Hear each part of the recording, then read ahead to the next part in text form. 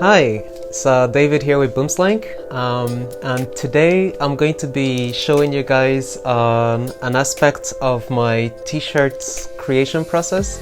Really any apparel that I design, t-shirts, hoodies, etc. And this process, this part of the design process that I'm going to be demonstrating is Pantone color matching. So what some may not know is that when you're designing t-shirt like art to be printed on apparel, especially the process called screen printing, the colors that you use on your computer are not exactly the colors that your printers are going to be working with. So your printers are going to be working using colors from this. This is a Pantone color system. This is a swatch, and it has a certain amount of colors. Now, of course, on the computer you can do an infinite amount of colors. However, the printers only have the colors that appear here to work with. So basically, what you do is, after I have my design completed, I'll say, for instance, I want to take this color, so I'll take the eyedrop tool on Photoshop and I will isolate this orange or yellowish orange, and then when I look at the color, Photoshop has a matching system for Pantones, which is pretty useful. If you just go to color libraries, I usually use this as a starting point. Sometimes it's pretty spot on. So once I find Photoshop will suggest 142, I will then go to the Pantone swatch and I will locate that color. So how you do this is you kind of go to, I guess I call this like a legend. Just scroll down, and as you can see right there, that's Pantone 142, and that's on page 13, row 2.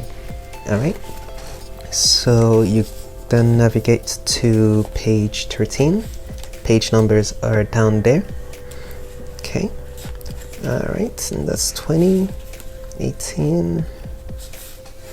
Alright, and that's 14, so 13 is right here. Excellent. Okay, and that's 142, as you can see, Pantone 142. And then at this point, you kind of have to use your intuition and your eye.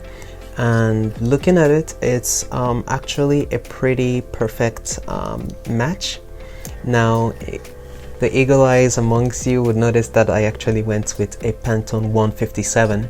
Now what I do is I do a little bit more research afterwards. I look at this 142 and then I will go on Google. I will search Pantone 142, and there are other resources online where you will see like alternative colors, colors that are similar, and I would judge the tones and decide which one I feel is best. So just as I did with the previous color, this yellowish orange, I'll go through and find Pantone equivalents for all the other colors. So for example, this red on the gloves, I'll go to the color libraries in Photoshop and I'll refer to Photoshop's suggestion, look it up on the Pantone swatch. Sometimes I will choose a darker tone or a lighter tone. Photoshop is pretty good, but it's not perfect.